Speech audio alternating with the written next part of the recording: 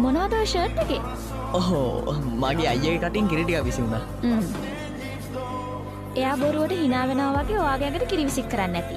කොහොමද ඔයා දැනගත්තේ? මොකද අපි දෙන්නම ඉන්න එක වයසේ. ගිය සතියේ අක්කා මගේ ෂැම්පූ එකට කොණ්ඩ යන බෙහෙත් වගේක් දාලා තිබුණා. මං දැනගත්තේ නැත්තම් මේ වෙනකොට තියෙන්නේ මගේ තට්ටේ විතරයි. ඇයි ඉතින් එයා එහෙම කරන්නේ? මොකද එයා මගේ අක්කානේ. ඔහොම තමයි ජීවිතේ. රණ්ඩු වෙනවා. ඊට පස්සේ යාළු වෙනවා. අයියත් එක එහෙම බෑ. එයා මාත් එක්ක තරහයි. ඒ වගේම අමතක කරන්නෙත් නෑ. එයා අමතක කරයි. නැත්තම් එයා සහෝදරයෙක් නෙමෙයි. ඔය ඇත්තට මේ වැඩේට කැමති නැති වුණත් තමන්ගේ අයියා වෙනුවෙන් රවුලිගේ ඇසිස්ටන්ට් වෙන්න කැමති.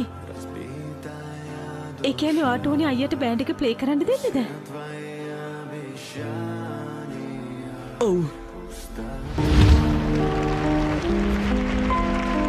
මං කිව්ව නේද එදා? සහෝදරකම්.